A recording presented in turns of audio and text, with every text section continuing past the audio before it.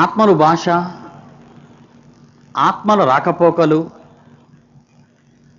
ఆత్మల స్పర్శ, ఆత్మలకు సంబంధించినది ఏదైనా సరే దేవుడు మానవ శరీరములో మనుష్యుడు ఆలోచనకు అందినంత వరకు వ్రాశాడు. బాగా ఆలోచించాలి ఇది మీరు.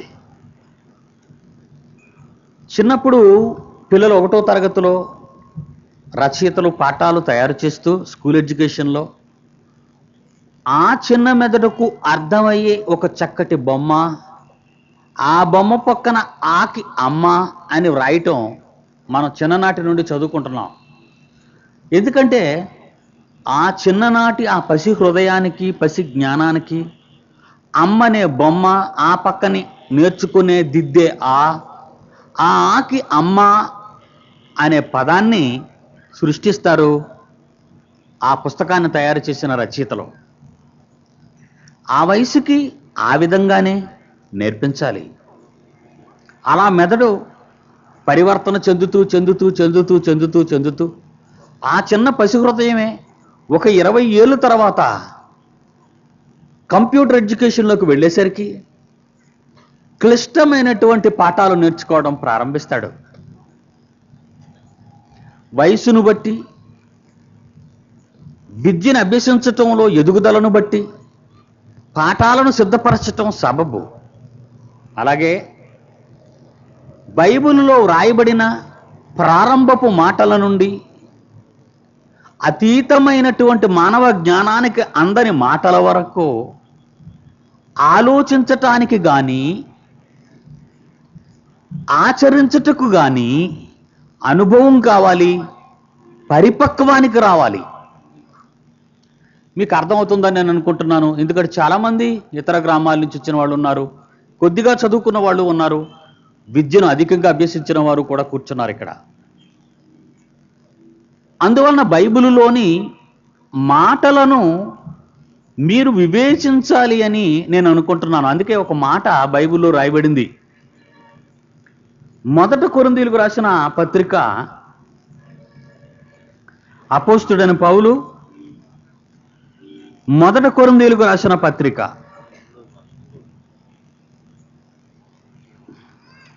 అపోస్తలుడైన పౌలు 1 కొరింథీయులకు రాసిన పత్రిక 2వ అధ్యాయము.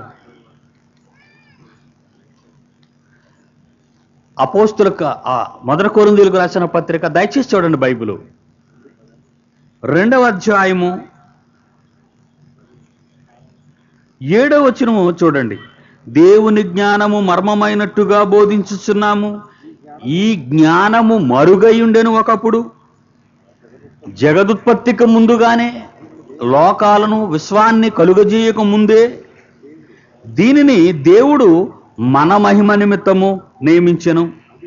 అది ఈ లోకాధికారులలో ఎవనికి నీ తెలియదు.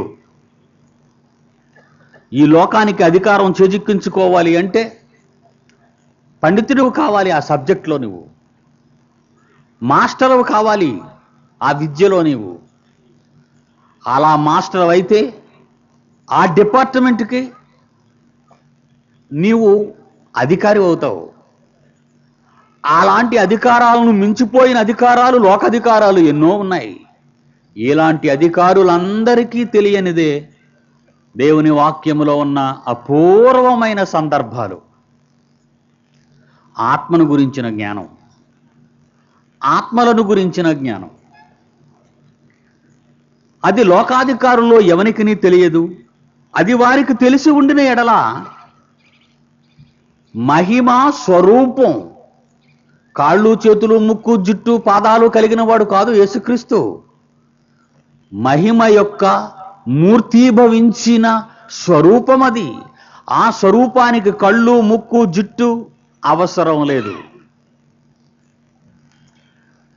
మానవులమైన మనము మన కళ్ళ ముందు అతను వచ్చి మన మానవ భాషలో అవసరమైన సంగతులు మనకు మాట్లాడి వినిపించటానికి ఆ రూపాన్ని ధరించుకున్నాడు. ఉరుములా ఉరిమినా, సెలయేళ్ళులా శబ్దాలు పుట్టించినా, ప్రచండమైన శబ్దాలు వినిపించినా, మానవ మెదడు కానీ, మానవ చెవులు కానీ, మానవ నేత్రాలు కానీ గ్రహించలేవు, అందుకోలేవు, వాటిని రిసీవ్ చేసుకోలేవు. అందుకు ఆయన మనలాంటి ఒక ఆకారాన్ని ఆయన ధరించుకోవలసి వచ్చింది. ఎందుకంటే మన మధ్యకు వచ్చి మనకు చెప్పాలి కనుక. లోకమతనని వ్యక్తిగా చూసింది. లోకమతనని ఒక సామాన్యమైన వ్యక్తిగా గుర్తించిందే తప్ప అతనిలోని శక్తిని తొంగి చూడలేకపోయింది. కనుక సిలువేసింది. అందుకే సిలువేసింది. ఈరోజు యేసుక్రీస్తుని ఈ క్రైస్తవ సమాజం ఎందుకు నమ్ముతుంది? ఏ శక్తిని చూసింది ఆయనలో? ఆ యేసుక్రీస్తులో ఈ క్రైస్తవ ప్రపంచం ఏం చూసింది? జనరల్గా మనం ఆలోచించామంటే ఒంటి రోగాలు తీసేస్తాం రండి, ఉద్యోగాలు వస్తాయి ప్రార్థిస్తే రండి, కష్టాలు తీరుతాయి రండి.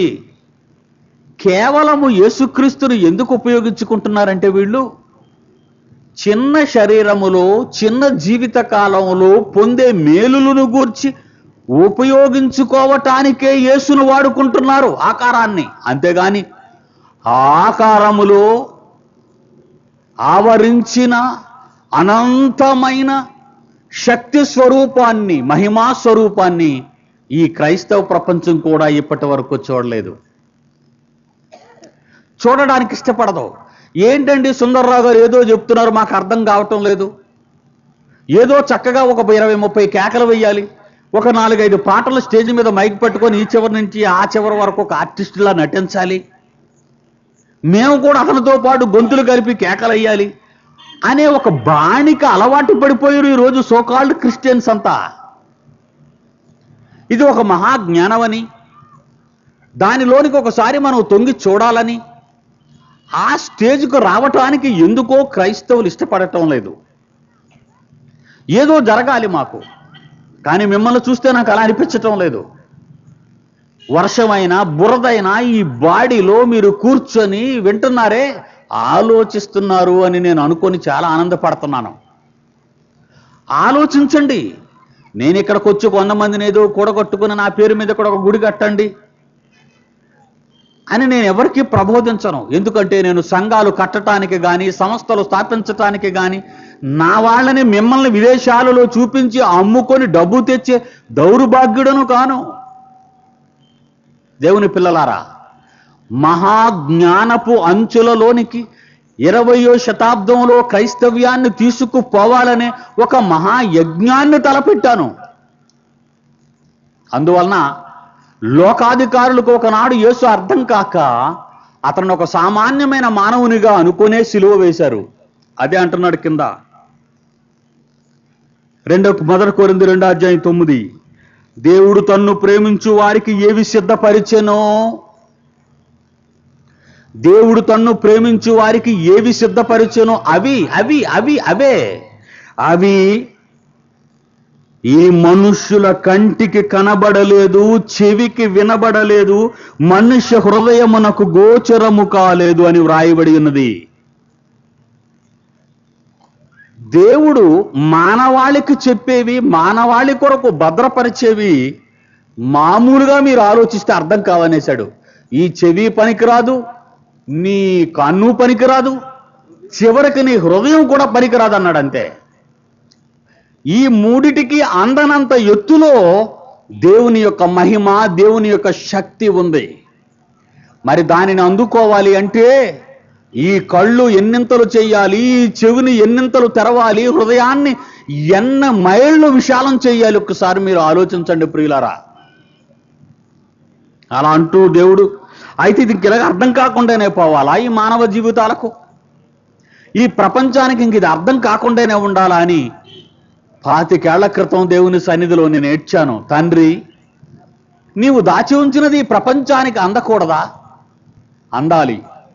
అందడానికి నేనేం చేయాలి అని ఆలోచించి ఏ బైబిల్ కళాశాలలోనూ జాయిన్ అవ్వలేదు నేను. ప్రపంచంలో నేనే కూర్చున్నాను, 25 సంవత్సరాలు పటిష్టంగా దేవుని వాక్యాన్ని చదివాను. ఎందుకంటే ఏ కళాశాలకు వెళ్ళినా వాళ్ళకి సంబంధించిన జ్ఞానాన్ని నేర్పిస్తారు వాళ్ళు. ఎంత చిత్రమో చూసారా? బైబిల్లో వాళ్ళ ట్రాన్స్లేషన్స్లో ఎంత దారుణాన్ని లోపలకు చొప్పించారో ఒక ఎగ్జాంపుల్ మీకు చదివి వినిపిస్తాను. ఒకసారి మీరు ఆలోచించండి. క్రైస్తవ్యం ఎంత గుడ్డిగా మారిపోయింది. కామెంట్రీస్ అనే పేరుతో కామెంట్లు రాసిన వాళ్ళు కానీ, ట్రాన్స్లేషన్స్ పేరుతో ట్రాన్స్లేట్ చేసేవాళ్ళు కానీ ఎంత దారుణంగా ఇస్కరియోతు యోధా గురించి వ్రాశారో ఒకసారి మీరు బైబిల్ విప్పి చూడండి. ఇంగ్లీష్ బైబిల్ ఉన్న వాళ్ళు కూడా ఇంగ్లీష్ బైబిల్ విప్పండి. వాళ్ళు ఏదో తెలివైన వాళ్ళు అనుకుంటున్నారు, వాళ్ళు మహాగుడ్డోళ్ళు. వాళ్ళెంత దారుణంగా మార్చేశారో చూడండి ఒకసారి దాన్ని. తెలుగు బైబిల్ కూడా చూడండి, ఇది డైరెక్ట్గా హిబ్రూ భాషలో నుంచి ట్రాన్స్లేట్ అయింది. అపోస్తుల కార్యములు, మీ బైబిల్ ఇప్పి చూడండి, మీరు చూడాలి. అపోస్తుల కార్యములు 1వ అధ్యాయము 18వ వచనము. ఇందులో యోధా ఇస్కరియోతు ఉన్నాడు. ఇతను యేసుక్రీస్తుని అమ్మేశాడు. ఎంతకి? 30 వెండి నాణాలకి. అమ్మిన తర్వాత ఏం చేశాడు? యేసు ప్రభు చూసిన దాన్ని, ఆయనకు జరుగుతున్న దాన్ని చూసి భయపడిపోయాడు, ఏడ్చాడు, పశ్చాత్తాపడ్డాడు. ఏదో అనుకున్నాడు, కానీ సరైన నిర్ణయాన్ని తీసుకోలేదు. ఈ 30 వెండి నాణాలు తీసుకెళ్ళి ఏం చేశాడో తెలుసా మీ అందరికీ? పడేశాడు వాళ్ళ దగ్గర. ఆ యాజకుల దగ్గరికి వెళ్ళి జల్లేశాడు. ఆ తర్వాత పోయి ఉరి పెట్టుకున్నాడు. ఇది మీకు నాకు తెలిసిన నిజం. కానీ ఒకసారి మీ బైబిల్ ఇప్పి చదవండి. అపోస్తుల కార్యములు 1వ అధ్యాయము 18. ఈ యోధా ద్రోహము వలన సంపాదించిన రోకలనిచ్చి ఒక పొలము కొనెను. ఎవరో? యోధా. ఏంటండి ట్రాన్స్లేషను? ఈ యోధా ద్రోహము వలన సంపాదించిన రోకలనిచ్చి ఒక పొలము కొనెను. అసలు యోధా పొలం కొనడానికి ఉన్నాడు ఏంటి ఎక్కడైనా?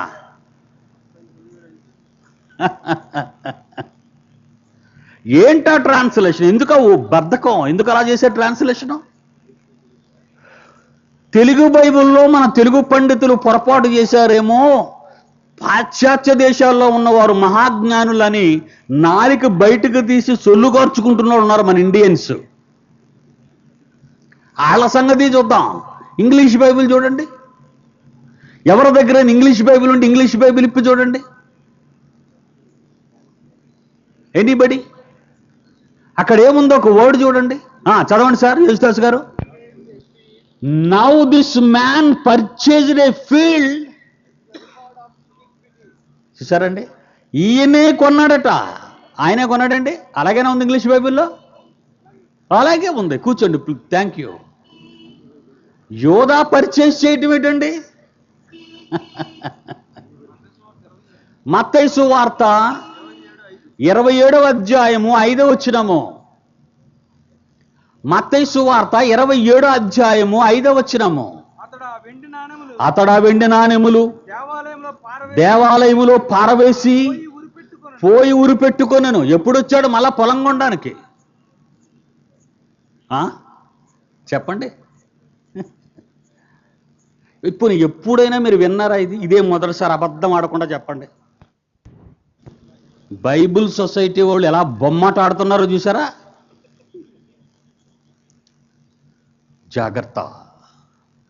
మహాదేవుని జ్ఞానాన్ని అడ్డదారిని ఎలా పంపుతున్నారో.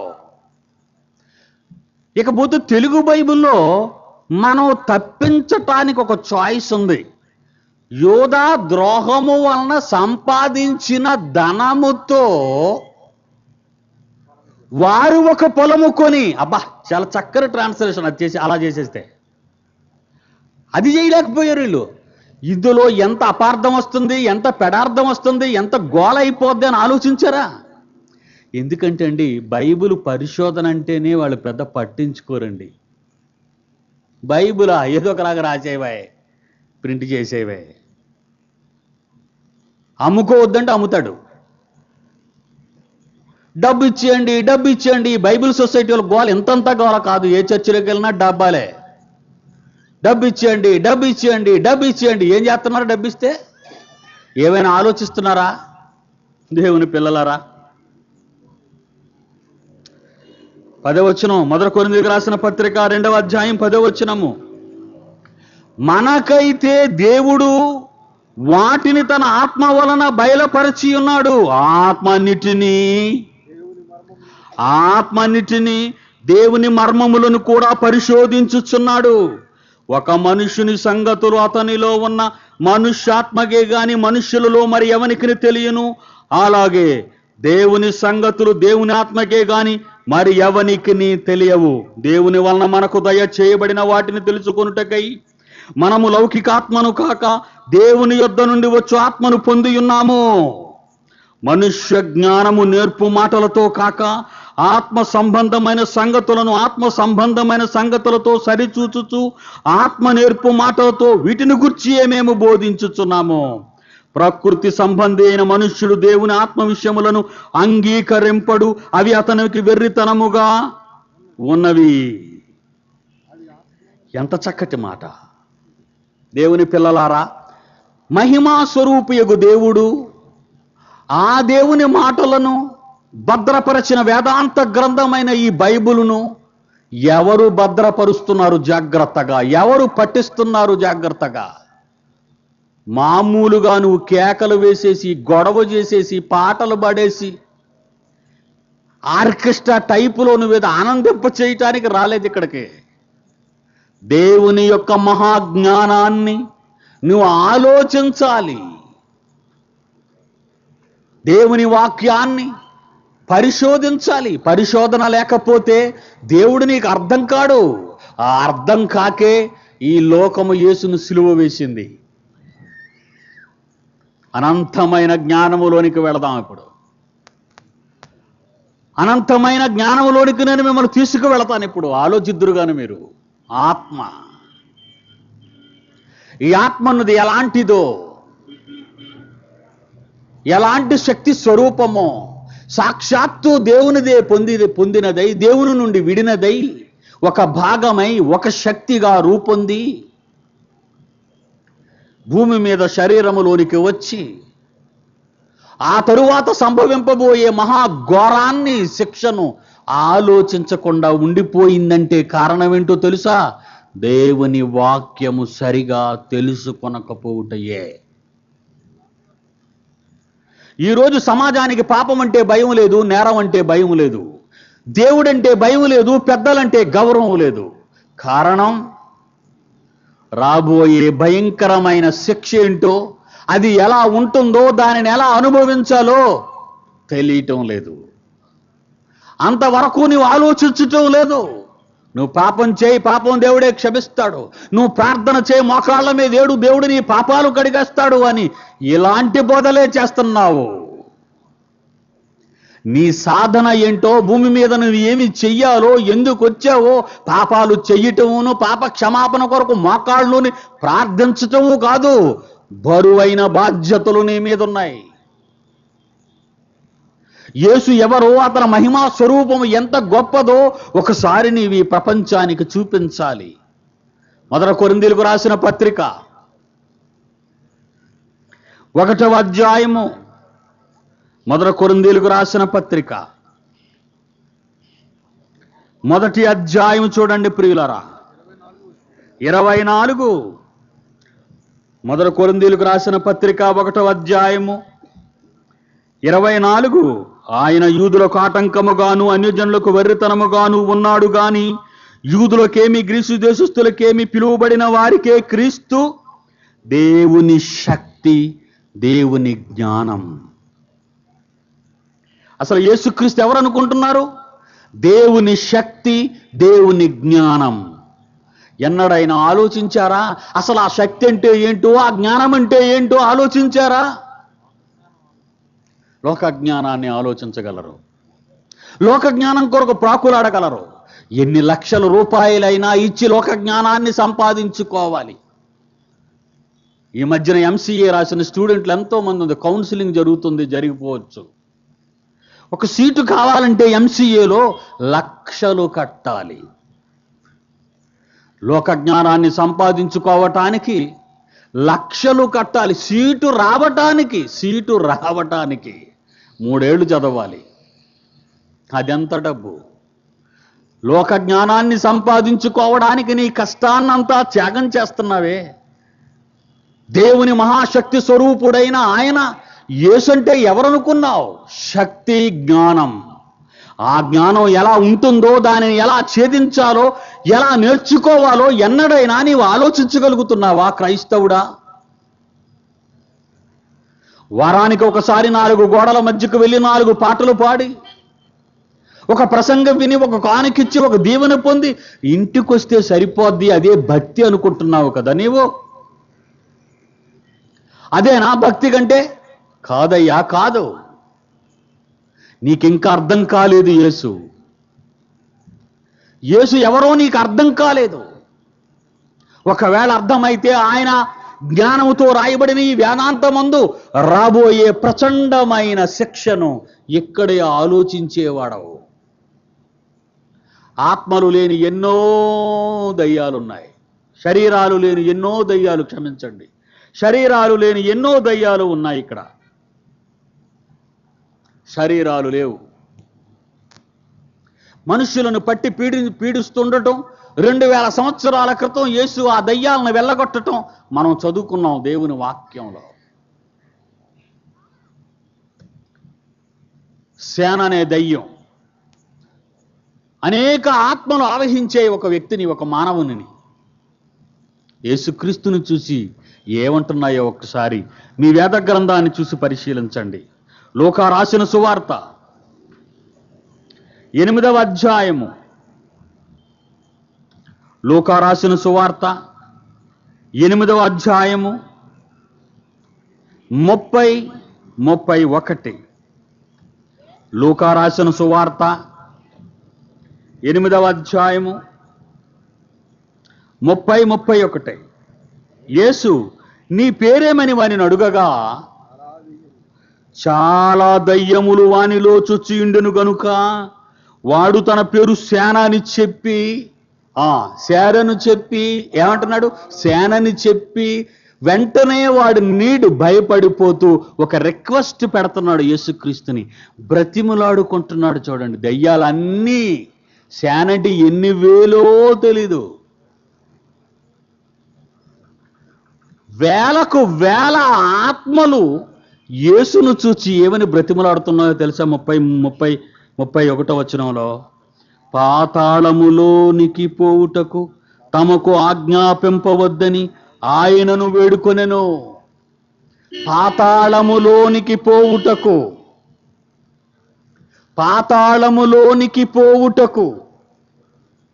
ఆత్మలకు పాతాళం అంటే ఎందుకండి భయం? మనకు లేదే భయం, శరీరాలు ఉన్నాయి, మనకు భయం లేదు. మనకి పాతాళం అంటే తెలియదు, అక్కడ ఏముంటుందో తెలియదు, అక్కడ ఏమవుతుందో తెలియదు, అందుకే మనకు భయం లేదు. దయ్యాలు, ఆత్మలు, నీవు ఆత్మవైపోతావు. ప్రస్తుతము శరీరములో ఉన్నావు అంతే. ఇది ఎంతకాలము? కొద్ది కాలము మాత్రమే. ఈ కొద్ది కాలము ఈ శరీరములో ఉన్న నీవు పాతాళమును గురించి తెలుసుకోవలసిన అవసరత ఉందా? MBA గురించి తెలుసుకోవలసిన అవసరత ఉంది, MCA గురించి తెలుసుకోవలసిన అవసరత ఉంది, డిగ్రీ గురించి ఆలోచించవలసిన అవసరత ఉంది, పదవి గురించి ఆలోచించవలసిన అవసరత ఉంది, అమ్మాయి గురించి ఆలోచించవలసిన అవసరత ఉంది, ఇల్లు కట్టుకోవలసిన అవసరత ఉంది, కొంప కోల్చడాల గురించి ఆలోచించవలసిన అవసరత ఉంది. కానీ పాతాళం గురించి ఆలోచించవలసిన అవసరత నీకు లేదు. నీకు లేకపోవచ్చు, దయ్యాలకుంది. దెయ్యమంటే మీకు భయం, దెయ్యమంటే మీకు భయం, పాతాళం అంటే దయ్యాలకు భయం. మీరు ఆలోచించారా? దయ్యమంటే మీకు భయం, పాతాళమంటే దయ్యాలకు భయం. దీన్ని బట్టి మీ భయం ఎంత ఉండాలి లెక్కలో వేసుకోండి. దయ్యాన్ని చూస్తే భయపడే నీవు మూకుమ్మడిగా వేల దయ్యాలే నీ మీదకు వస్తే ఇంకెంత భయపడాలి? వేలకు వేలు దయ్యాలు పాతాళం గురించి భయపడుతుంటే ఆ లోకం గురించి తెలుసుకోవాలని ఆలోచన అస్సలు మీకుందా? చెప్పండి. అందుకే బైబిల్ అర్థం కావటం లేదు, అందుకే మానవ బ్రతుకులు మారటం లేదు. ఎన్ని దేవాలయాలు కట్టినా, ఎన్ని మందిరాలు నిర్మించినా, ఎన్ని పుణ్యక్షేత్రాలు సందర్శించినా, ఎన్ని మహాసభలలో పాల్గొనినా అసలు తెలియనంత వరకు ఇవన్నీ నీకు పనికిరానివిగానే ఉంటాయి. సమాజం మారలేదు మారలేదు మారలేదు అని వాపోతున్నావే, ఎందుకు మారలేదు? అసలు జ్ఞానం నీకు అందలేదు గనుక. యేసుక్రీస్తుతో అంటున్నాయి దయ్యాలు, పాతాళములోనికి పోవుటకు తమకు ఆజ్ఞాపింపవద్దని ఆయనను వేడుకొనెను. దయ్యాలకు భయం పాతాళం అంటే, ఆత్మలకు భయమట. ఆత్మలకెందుకండి భయం? శరీరం కాలిపోతుంది, శరీరం గాయమవుతుంది, శరీరం చితికిపోతుంది. ఈ ప్రపంచంలో అనేక మంది చచ్చిపోవాలి అనుకుంటున్నారు.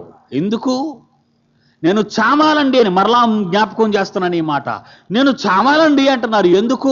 ఈ బాధలు భరించలేకపోతున్నాను. నీ కుమార్తెకు వివాహం జరగలేదనో, నీ కుమార్తెను వాడు విడిచిపెట్టాడనో, నీ కుమార్తెకు అన్యాయం జరిగిందనో, నీ బ్రతుకు నవ్వుల పాలైందనో, నువ్వు విద్యలో తప్పిపోయావనో, అప్పులు అధికమై బాధపడుతున్నావనో, అప్పుల వాళ్ళు మీద పడి ఇంటి మీద నిన్ను అవమానపరుస్తున్నారనో, లేక తీరని రోగాలతో మందులు వేసినా నయం కాక, మందులు కొనుక్కునే ధనం లేక ప్రాణాలు తీసుకుంటున్నారు అనేక మంది. ఎందుకు? ఈ బాధ భరించలేక. ఆ బాధ ఏంటి? మంటల, కత్తుల, బాంబుల, బుల్లెట్ల.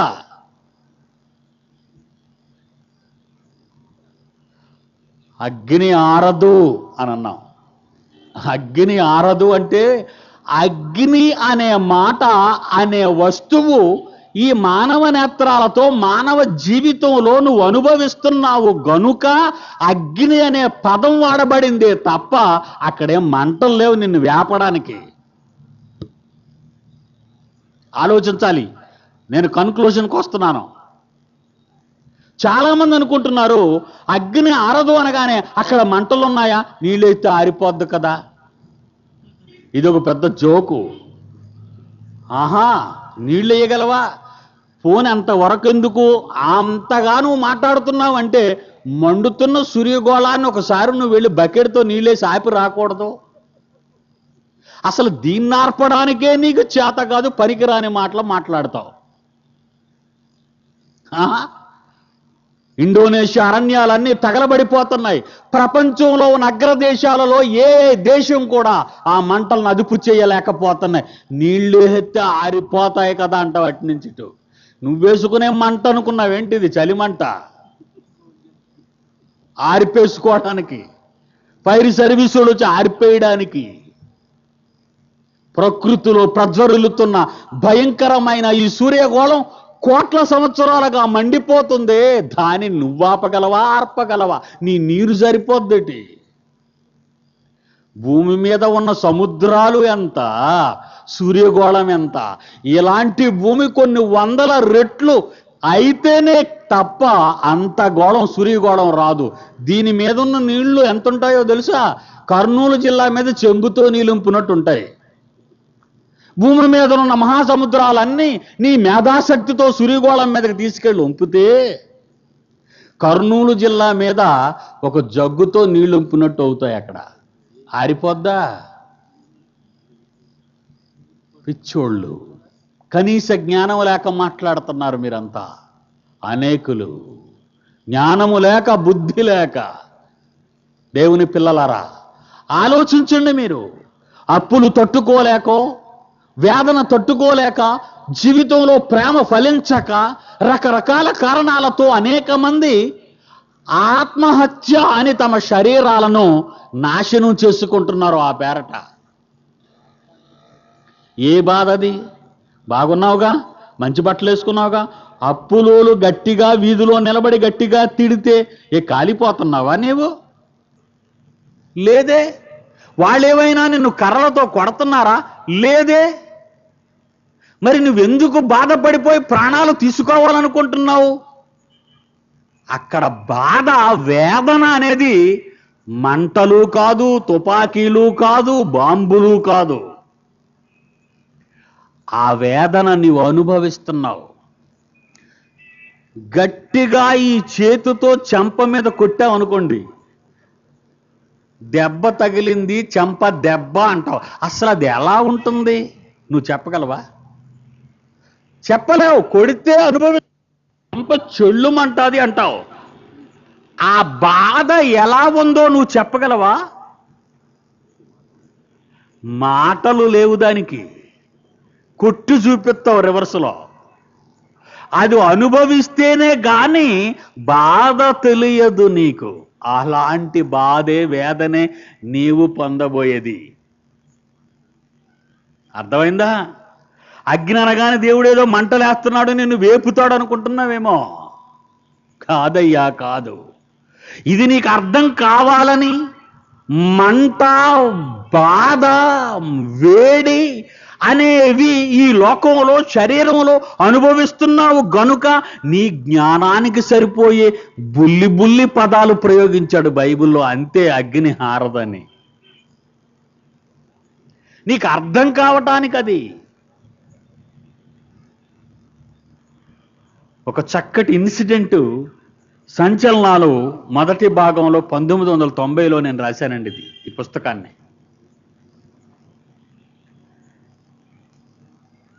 ఎంత భయంకరమైన సిచ్యుయేషన్ కెనడాలో ఉందో అప్పటి ఇన్సిడెంట్ని నేను నా పుస్తకంలో రాశాను. అందరి కళ్ళుకి ఆకట్టుకునేటట్టుగా ఉండాలి ఇన్సిడెంట్ అని. ఆత్మహత్యల ఆంతర్యం. ప్రపంచపు సంపన్న దేశాలలోని యువతీ యువకులే వేలు లక్షల సంఖ్యలో ఆత్మహత్యలకు పాల్పడుతున్నారు. ఇది టోటల్గా సర్వేలో తేలిన సంగతి. ఎక్కువ మందట ప్రపంచంలో యవన కాలంలో ఉన్న వాళ్ళే చచ్చిపోతున్నారట. ఆత్మహత్యలకు పాల్పడే వాళ్ళలో ఎక్కువ మంది. దీనికి కారణాలు దీర్ఘరోగాలు, అవమానాలు, మితిమీరిన ప్రేమలు, బ్రతుకులో నెమ్మది లేక ఎన్నెన్నో కారణాలు గల అనేకులున్నారు. అంటే ఇట్టి వారికి బ్రతుకుపై ఏవగింపు, ప్రపంచంపై అసహ్యత కలిగి మనఃపూర్వకంగా ఆత్మహత్యలకు ఇష్టపడుచున్నారు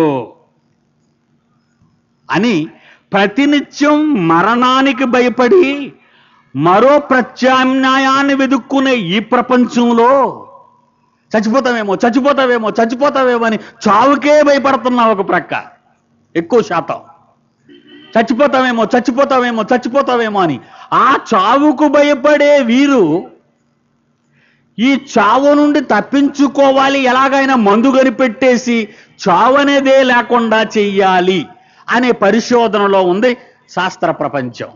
ఈ పరిస్థితుల్లో మరణాన్ని వెతుక్కునే ఈ ప్రపంచంలో మృత్యువునే ఏరి కోరుకున్న వేలాది మంది పేషెంట్స్ కోమాలో నెలలు, సంవత్సరాల కాలంలో అటు చావక ఇటు బ్రతకక, పైకి వేదనను చెప్పుకోలేక ప్రతిక్షణము మరణ వేదన అనుభవిస్తున్నారు. కోమాలోకి వెళ్ళిపోయారనుకోండి, చాలా మంది సంవత్సరాలు, నెలలు కోమాలో ఉంటారు. చెప్పటానికి నోరుండదు, సైగలు చేయటానికి కళ్ళుండవు, చేతులు ఆడితే ఏ పుస్తకం మీద అయినా రాసేవారు పెన్నుతో, నేను ఈ బాధ అనుభవిస్తున్నాను లోపల అని. అలా చెప్పుకోవటానికి అవకాశం లేకుండా వాళ్ళు కోమాలో బెడ్ మీద ఉండిపోతారు. వాళ్ళు ఆలోచించండి. ఈ పరిస్థితి ప్రతినిత్యం మరణ వేదన అనుభవించే కన్నా ఒకేసారి వీరిని చంపవలసినదిగా అదే రోగులు బంధువులు డాక్టర్లను, ప్రభుత్వాలను, కడకు న్యాయస్థానాలను కూడా ఆశ్రయించుచున్నారు. చివరికి పరిస్థితి ఎలాగైపోయిందంటే, ఏమండి ఆ బాధ మేము చూడలేకపోతున్నాం, ఏ ఇంజక్షనో ఇచ్చి చంపేయండి అంటున్నారట ఆ పేషెంట్ తాలూకా వాళ్ళు. బాధ, ఆ అనుభవిస్తున్న ఆ పేషెంట్ బాధను అనుభవించలేని వీళ్ళు చూస్తూ అనుభవిస్తున్నారు బాధ. ఆ బాధకు భాష ఉందా? ఆ బాధను ఎలా వ్యక్తం చేయగలరు చెప్పండి? అదే చెప్పదెబ్బ చెప్పాను. ఒక వ్యక్తి కత్తితో పొడిచితే కత్తి లోపలికి 5-6 అంగుళాల వరకు దిగిపోతే ఆ బాధను ఆ గాయపడిన వ్యక్తి ఎలా చెబుతాడు? మీరు ఊహించండి ఒకసారి. అది అనుభవించాలే తప్ప చెప్పలేవు. నరకం ఎలా ఉంటుంది? అనుభవించాలి. వేదన ఎలా ఉంటుంది? అనుభవించాలి. అనుభవిస్తేనే తప్ప నరకపు వేదన ఎలా ఉంటుందో మీకు అర్థం కాదు. అది ముందుగా శాంపుల్ ఈ భూమి మీద శరీరములో ఉన్నప్పుడు నీవు అనుభవిస్తున్న వేదన అదే. ఎంత వేదన, ఎలా మాట్లాడతావంటే జీవితం మీద విరక్తి కలిగి ఇన్ని బాధలు భరించే కంటే ఒకేసారి చావటమే మంచిదంటావు. అదేంటి? చావులో ఆనందం ఉందా? లేదయ్యా, లేదు. అంటే చావే మహా సంతోషంగా స్వీకరించగలుగుతున్నావు ఈ బాధలన్నిటికంటే. బాధ అంటే ఏంటో మీకు అర్థం కావాలని చెబుతున్నాను. ఇది కెనడా దేశంలో జరిగిన ఒక చక్కటి ఉదాహరణ నేను మీకు చదువుతాను, వినండి. క్విబెక్ సిటీ జనవరి 7. నివారణ సాధ్యం కాని భయంకర వ్యాధి పీడితురాలైన ఒక మహిళ జరుగుతున్న చికిత్సను నిరాకరించేందుకు అనుమతించాల్సిందిగా చేసిన విజ్ఞప్తికి క్విబెక్ కోర్టు, కెనడా దేశంలో క్విబెక్ కోర్టు సోమవారం అంగీకరించింది. గత 2 ఏళ్ల నుండి ఊపిరితిత్తులకు సంబంధించిన భయంకరమైన వ్యాధితో ట్రీట్మెంట్ తీసుకుంటున్న నాన్సీ బి అనే మహిళ తనకు కృత్రిమంగా ఊపిరిని అందించేందుకు ఏర్పాటు చేసిన రెస్పిరేటర్ను తొలగించి ఈ దారుణ బాధ నుండి తనను విముక్తం చేయాల్సిందిగా కోర్టుకు మొరపెట్టింది. ఇక్కడ మీరు బాగా అర్థం చేసుకోవాలి. ఆమె ఊపిరి అందటం లేదు. అప్పుడు ఆవిడికి డాక్టర్లు, ఆసుపత్రి వర్గాలు ఒక మిషన్ అమర్చారు ఊపిరి అందడానికి. ఒక మిషను అమర్చారు ఈ నాన్సీబీకి. అదేంటంటే రెస్పిరేటర్ అనే దాన్ని అమర్చి ఊపిరి అందుకోమంటున్నారు. ఆవిడంటుంది, ఈ రెస్పిరేటర్ మీకు నాకు అమర్చారు, కానీ నేను నా బాధ చెప్పలేకపోతున్నాను, మహా బాధ అనుభవిస్తున్నాను నేను, దయచేసి ఆ రెస్పిరేటర్ తీసేసి నన్ను చావనివ్వండి బాబు అని మొరపెట్టింది. డాక్టర్లు అంటున్నారు, మహాతల్లి నువ్వు చచ్చిపోతే ఎలాగమ్మా, మేము చేజేతులారా నిన్ను చచ్చిపోనిస్తామా, అది మా వైద్య విద్యుత్ ధర్మం కాదు. చూసారా ఎంత నీట్గా మాట్లాడుతున్నారో బయట నుంచి వీళ్ళు. బాధ ఆ మంచం మీద నా మీకు తెలుస్తుంది ఆ వేదన ఏంటో.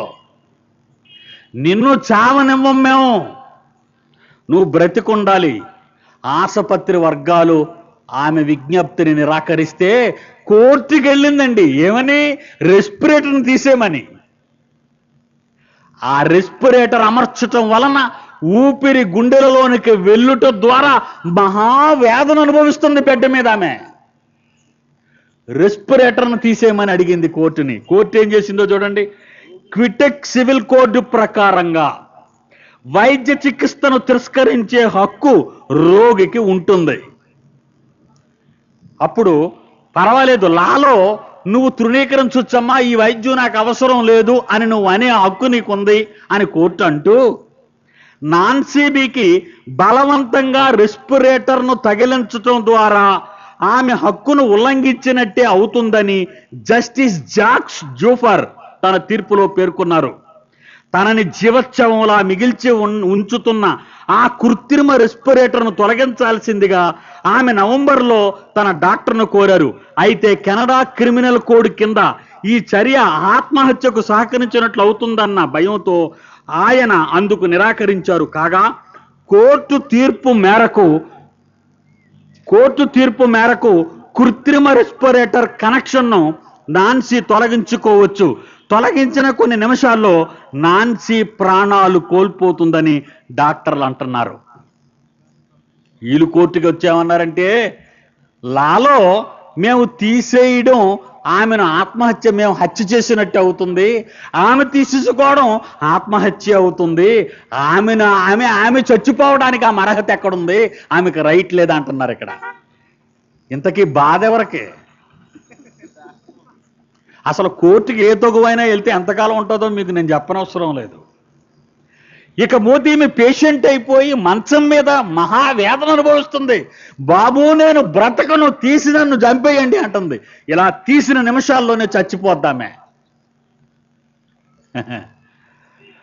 బాధ, నరకం బాధ. ఈ బాధ నీకు తెలియదు. శరీరములో ఉన్న ఆత్మ కొద్ది రోజులలోనే ఇంత బాధ వేదన అనుభవిస్తే శరీరాన్ని విడిచిపెట్టిన తరువాత అదే ఆత్మ ఎంత బాధను ఎంత కాలం అనుభవించాలో ఒక్కసారి ఆలోచించు. ఒక మంచి మాట, చిత్రం ఏమంటే బ్రతికి ఆరోగ్యంగా ఉంటే అన్నీ అనుభవించాలనే ఆశ, బ్రతికి కోరికలు తీరనప్పుడు చావాలనే ఆశ. అంతే కదండి. బ్రతికితే కోరికలన్నీ ఈ శరీరంలో తీర్చుకుంటే ఇంకా బ్రతకాలని ఆశ. ఈ కోరికలే తీరనప్పుడు ఈ బ్రతుకులో చచ్చిపోవాలని ఆశ. ఏంటి బాధ? అందుకే దేవుడు ఒక మహత్తైన మాట బైబిల్లో రాయించాడు. మీరు ఆశ్చర్యపోతారు ఆ మాట చదివితే. ప్రకటన 9:6. ఆ దినములలో మనుష్యులు మరణమును వెదుకుదురు, కానీ ఆ దినములలో మనుష్యులు మరణమును వెతుకుదురు, కానీ అది వారికి దొరకదు. ఒకేసారి చచ్చిపోతే ఎలా తల్లి నువ్వు? ఆహా, అంత త్వరగా చావనిస్తాను నిన్ను?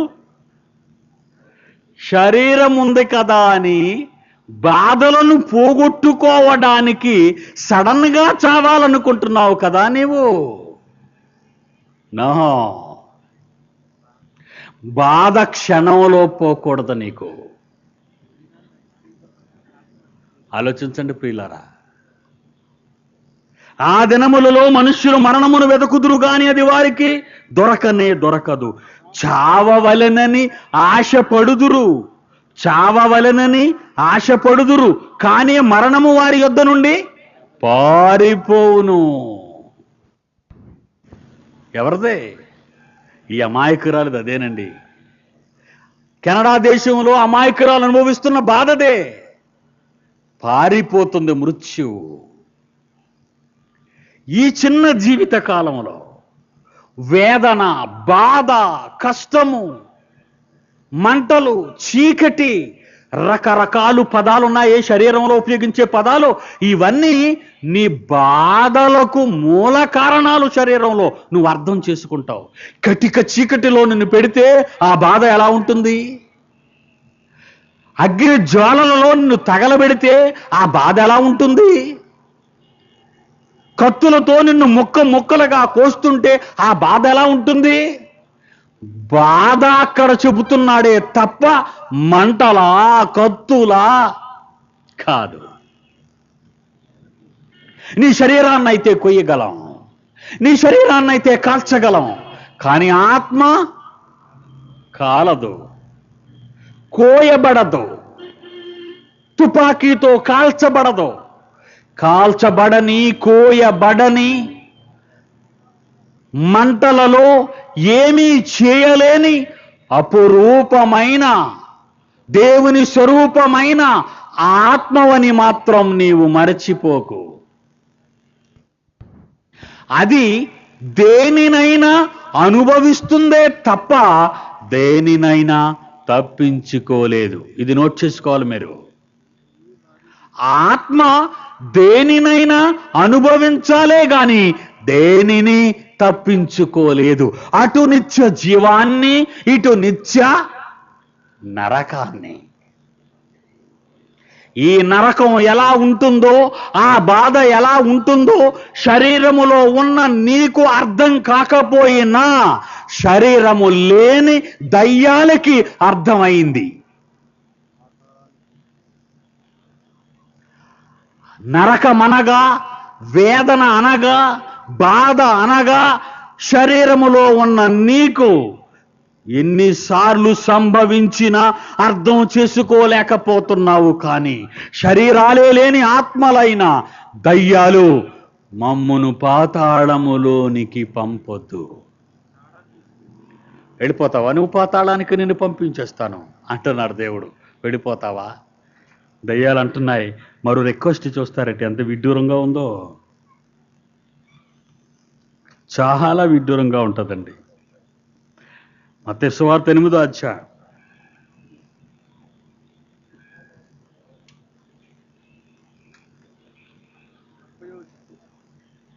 29వ వచనం. మత్తయి సువార్త 8వ అధ్యాయము 29వ వచనాన్ని చూడండి ప్రియులారా. వారిదిగో దేవుని కుమారుడా, నీతో మాకేమి, మా కాలము రాకమునుపే మమ్మును బాధించుటకు ఇక్కడికి వచ్చితివా? మాకు కాలం ఉందయ్యా బాబు. ఈ కాలంలోనైనా మమ్మును ప్రశాంతంగా మనుషుల్ని వేధించుకు తిన్నయ్యా బాబు.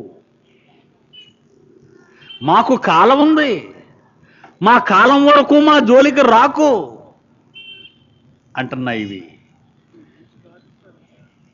ఆలోచించండి.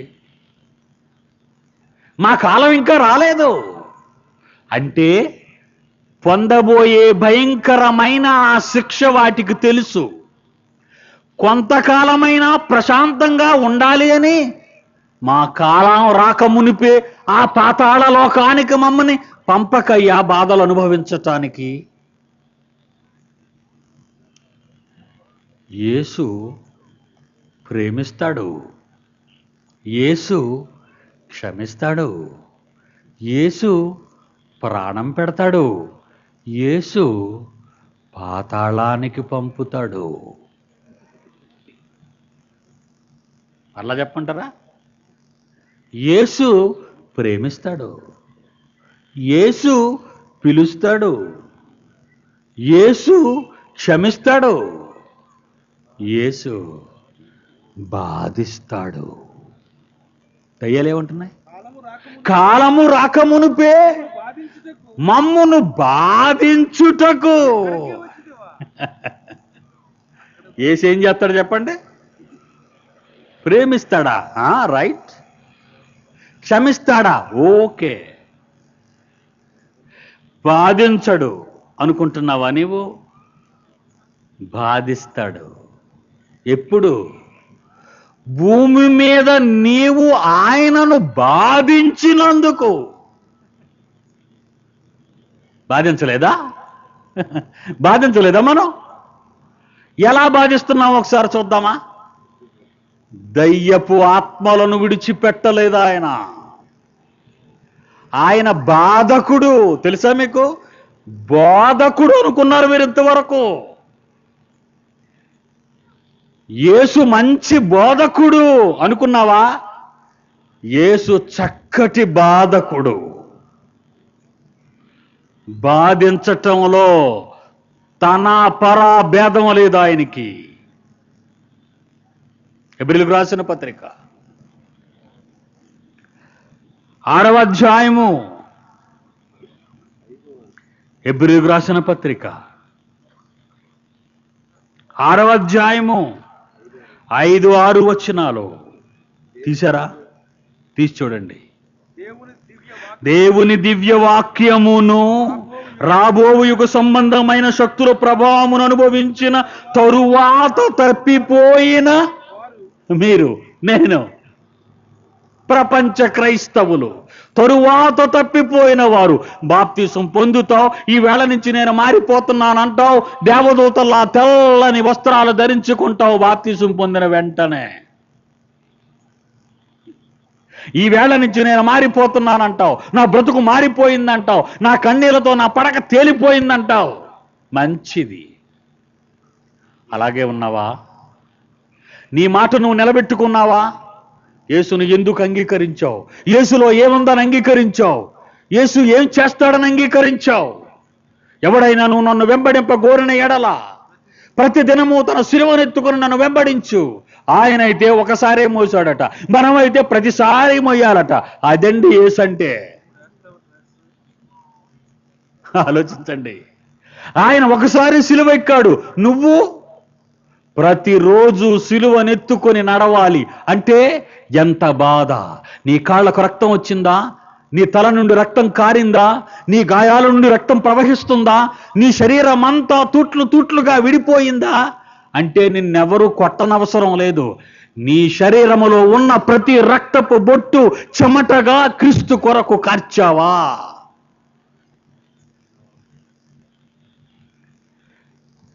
నీ శరీరములో ఉన్న కష్టమంతా, బలమంతా, సమయమంతా నీ యేసుక్రీస్తు కొరకు నువ్వు ఇచ్చావా?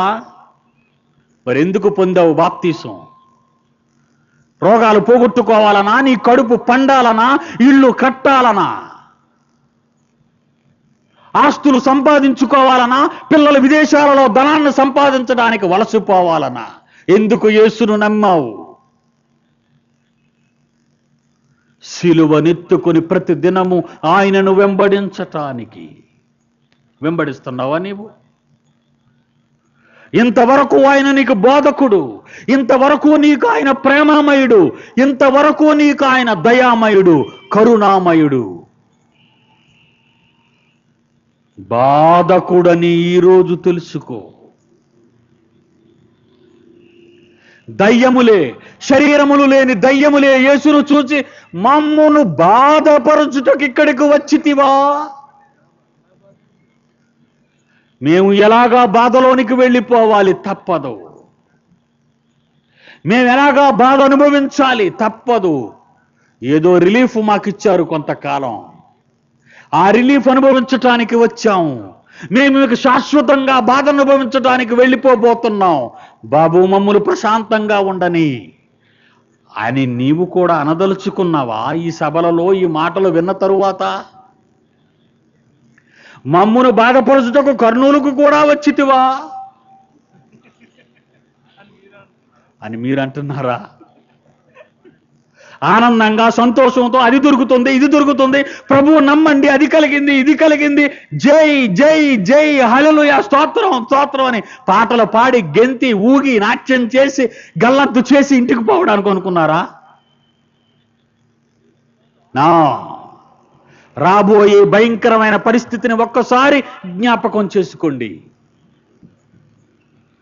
దయ్యాలు చెబుతున్నాయి, మమ్మును బాధపరచుటకు ఇక్కడకు వచ్చితివా? హెబ్రీ పత్రికలో అంటున్నాడు ఆయన 5-6 అధ్యాయం 5-6 వచనాల్లో. ముగిస్తాను. దేవుని దివ్య వాక్యము రాబోవు యుగ సంబంధమైన శక్తుల ప్రభావం అనుభవించిన తరువాత తప్పిపోయిన వారు తమ విషయములో దేవుని కుమారుని మరలా సిలువ వేయుచు బాహాటముగా ఆయనను అవమానపరుచుచున్నారు. మరలా సిలువ వేయుచు. ఇస్కరియోతు యూదా సిలువకు అప్పగించాడని నువ్వంటున్నావు. ఒకనాటి యూద జనాంగము కర్కశంగా ప్రవర్తించి యేసును సిలువ వేసింది అని నువ్వనుకుంటున్నావు. నువ్వేం చేస్తున్నావో తెలుసా? మరలా సిలువ వేస్తున్నావు. ఎలా? నీ మనసు మారదు, నీ బ్రతుకు మారదు, నీ చేష్టలు మారవు. ఎన్ని మాటలు విన్నా, ఎన్ని ప్రసంగాలు విన్నా సంపాదన సంపాదన సంపాదన సంపాదన. ఈ బ్రతుకులో ఎలా సుఖపడాలి, దీనిని ఎలా అనుభవించాలి, దానిని ఎలా అనుభవించాలి, ఇందులో ఎంత రుచి ఉంది, అందులో ఎంత రుచి ఉంది అని రుచుల కోసము సుఖాల కోసము నీ బ్రతుకుని పణంగా పెట్టుకుంటున్నావు. నీవు క్రైస్తవుడివే. ఆ యేసును నమ్మానని చెప్పుకుంటున్నావు. ఆ యేసును నమ్మి నీ పేరు మార్చుకున్నావు క్రైస్తవుడును అని. ఏది ఎక్కడున్నది మార్పు నీ బ్రతుకులో? అలా లేని నాడు అంటున్నాడు ఆయన, నీవు మరలా బాహాటముగా సిలువ వేయుచున్నావు. కనుక మారు మనస్సు పొందినట్లు అట్టి వారిని మరలా నూతన పరచుట అసాధ్యం అన్నాడు దేవుడే. ఎన్ని ప్రసంగాలు చేసినా, ఎన్ని మాటలు వివరించినా, ఎంత ప్రాధేయపడినా వాళ్ళిక మారరు. నీవు ఆయన్ని బాధపరుస్తున్నావు. నీవు ఆయనను బాధపరుస్తున్నావు గనుక బాధపరచటానికి, నిన్ను బాధలో ఉంచటానికి ఆయన వస్తాడు. మారతావా? నీ బ్రతుకును మార్చుకుంటావా? నరకాన్ని గురించి వివరిస్తూ అంటున్నాడు ఒక మాట ఆయన. చూడండి, నరకాన్ని గురించి వివరిస్తూ మత్తయి సువార్త 25:41. మత్తయి సువార్త 25:41. అప్పుడు ఆయన ఎడమ వైపును ఉండు వారిని చూచి, శపింపబడిన వారులారా, నన్ను విడిచి అపవాదికిని వాని దూతలకును సిద్ధపరచబడిన నిత్యాగ్నిలోనికి పోవుడి. సిద్ధపరచబడిన నిత్యాగ్ని అంటే మంట, బాధ ఎలా ఉంటుందో శరీరములో నువ్వు అనుభవించావు గనుక అంత భయంకరంగా ఉంటుంది. బాధ కాలడం కాదు, ఆత్మ కాలడం ఏంటి? ఏ మంటలు దానిని కాల్చి బూడిద చెయ్యలేవు. ఒకవేళ బూడిదే అయితే దేవుని నుండి ఉన్నవాని నుండి వచ్చిన ఆత్మ బూడిదైపోతుంది. అలా అయిపోతే మనకే సుఖం.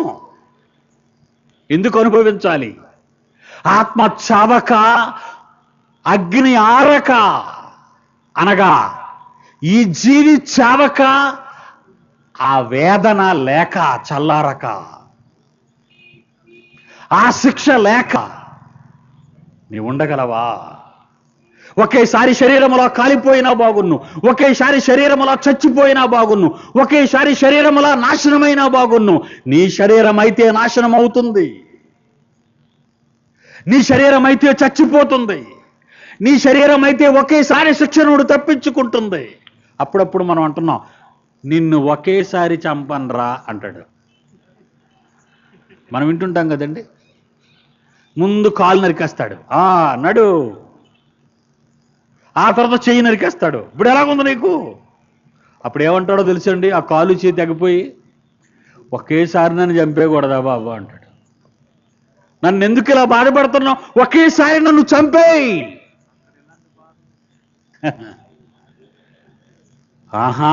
బాధ తెలియాలిరా నీకు బాధ తెలియాలి. శరీరంలో బాధ అంటే ఏంటో ఆలోచించావే? బాధలోనికి వెళ్ళిపోతున్నావు శాశ్వతంగా. ఆ బాధ ఒకేసారి తీరేది కాదు, ఒక్కసారే ముగిసిపోయేది కాదు. ఆత్మ ముగింపు లేనిది, బాధ ముగింపు లేనిది. శిక్ష ఎంత భయంకరంగా ఉందో ఆలోచించండి. శిక్ష ఎంత భయంకరమైనది. ఆత్మకు ముగింపు లేదు, బాధకి అంతం లేదు. దానిని మానవ భాషలో నీకు అర్థం అయ్యేటట్టు దేవుడు చెబుతున్నాడు. మార్కు సువార్త 9వ అధ్యాయము 48వ వచనము. మార్కు సువార్త 9వ అధ్యాయము 48వ వచనము.